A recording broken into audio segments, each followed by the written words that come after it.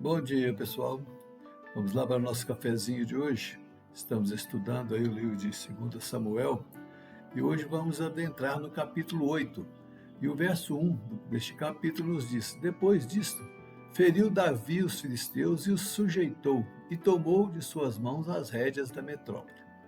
Esta expressão inicial aí no verso 1, depois disto, pode nos levar a fazer algumas indagações para não ficarmos perdidos aí na sequência. E uma das perguntas, lógico, se você estiver observando apenas o capítulo 8, seria: depois de quê? Houve um contexto anterior para que o autor colocasse essa expressão. E se voltarmos ao capítulo 7, que já estudamos, vamos ver que é justamente das coisas que ocorreram que o autor não quis citar novamente. Só para refrescar a nossa mente, vimos aí no capítulo 7 Davi em uma grande festa, levando finalmente a Arca da Aliança para Jerusalém, e que Deus resolveu dar um descanso a Davi de seus inimigos, um certo período de trégua. Que Davi também quis construir um local para colocar a arca, retirando-a da tenda, mas que Deus também não permitiu que ele fizesse essa construção. E vimos, a partir do verso 18, a gratidão de Davi dirigida a Deus. Depois destas coisas ou acontecimentos, é que o autor está citando para iniciar o capítulo 8 essa expressão depois disto. Davi teve seu descanso dos inimigos, mas como vimos aí no verso 1, que lemos, é que ele volta às suas atividades para combater os seus inimigos. Agora, a intenção dele, como diz o texto, é tomar as rédeas da metrópole. Isto porque algumas cidades vizinhas ainda estavam sendo dominadas pelos filisteus, quando eles lutaram e obtiveram vitória sobre o exército de Saul, quando Saul ainda era rei. Davi então decide resgatar estas cidades. E vemos até o verso 6 que ele obtém o êxito em sua empreitada, matando os seus inimigos, e os que deixava vivos se tornaram pagadores de tributos aos seus servos, como vemos citado aí no verso 6, que ele colocou uma guarnição na Síria de Damasco, e os sírios se tornaram servos de Davi e lhe pagavam tributos. Mas o autor, ele faz a questão de frisar que Davi era apenas um servo de Deus e que era Deus quem lhe dava as vitórias. O final do verso 6 diz assim: E o Senhor dava vitórias a Davi por onde quer que ele ia. O resgate daquelas cidades estava tudo nos planos de Deus, pois ele mesmo deixou que isso acontecesse por causa das atitudes erradas do rei Saul, na época que nós já estudamos anteriormente. Agora, há uma curiosidade aí no verso 2 que não podemos deixar de comentar. Observe o verso. Também derrotou os moabitas, fê-los deitar em terra e os mediu, 2 vezes um cordel para os matar, 1 vez um cordel para os deixar com vida. Assim ficaram os moabitas por servos de Davi e lhe pagavam tributos.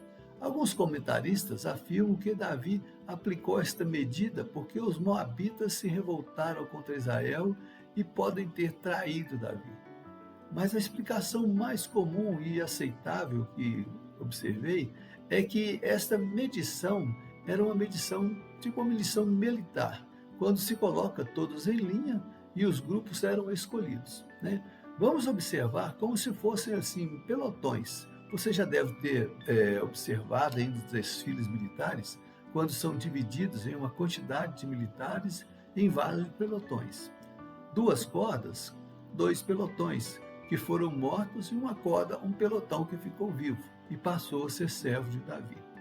É apenas uma ilustração disso aí, Creio que isso era para enfraquecer mais o poder do inimigo, pois se eles deixassem todos ali com vida, eles poderiam futuramente vir a se rebelar novamente.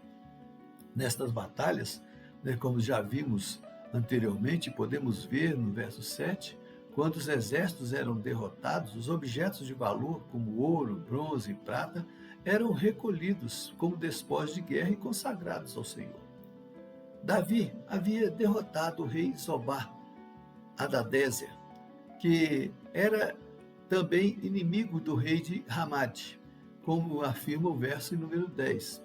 O rei Toi, de Ramade, ao saber que Davi tinha derrotado o seu inimigo, envia, através de seu filho, ofertas a Davi de ouro, prata e bronze.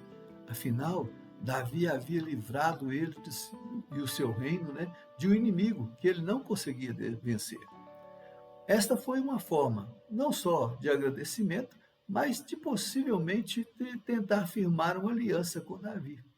E toda aquela oferta ela foi consagrada ao Senhor juntamente com os despojos de guerra que citamos. Os versos seguintes eles vão afirmar a fama de Davi crescia, e no verso 12 afirma que esta fama cresceu mais quando ele derrotou os sírios e matou 18.000 homens no Vale do Sal. Em um local, todos locais que Davi alcançava a vitória, ele deixava uma guarnição para marcar ali o seu território, fazendo com que os povos ali daquele local que ficaram vivos, tornassem seus servos e pagadores de tributos.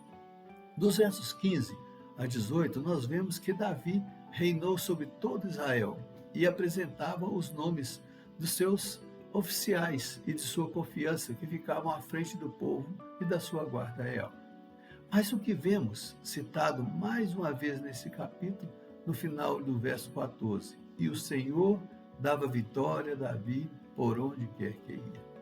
O que o autor quer afirmar e frisar aqui com esta afirmação é que essas duas citações, tanto no verso 6 e 14, é que podemos nos maravilhar às vezes com as histórias, principalmente a história de Davi, uma história vitoriosa, e podemos deixar de dar honra a quem realmente merece, que é o nosso Deus, e darmos honra ao ser humano que foi uma criatura de Deus, criado por Deus, no caso aí de Davi.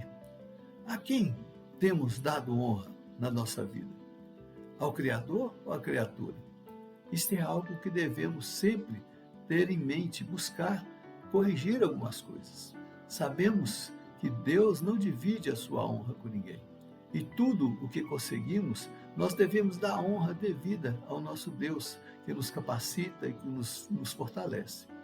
Outra coisa é que o que temos feito com aquilo que ganhamos? Temos agradecido a Deus por nos dar vitória ou estamos vislumbrando apenas a nossa força? Deus ele nos concede todas as coisas e nós, às vezes, deixamos de agradecer realmente Ele que nos dá essas coisas, que nos fortalece. Então dê honra a quem merece honra. Não estou dizendo a você aqui que você não deve honrar uma pessoa, congratular com ela pela vitória, mas sim, você deve a honra a Deus. E se você for honrar uma pessoa, agradeça a Deus, porque Deus usou aquela pessoa para poder estar vencendo e obtendo as vitórias. Amém? Que Deus nos abençoe, que você possa pensar nessa mensagem e que você possa realmente buscar servir ao Senhor com alegria e dar honra a Ele por tudo aquilo que Ele tem te concedido. Amém? Que Deus o abençoe, uma boa semana para você, que a graça dele esteja sobre a sua vida. Vamos tomar o nosso cafezinho? Até domingo que vem, se Deus assim nos permitir. Tchau, pessoal.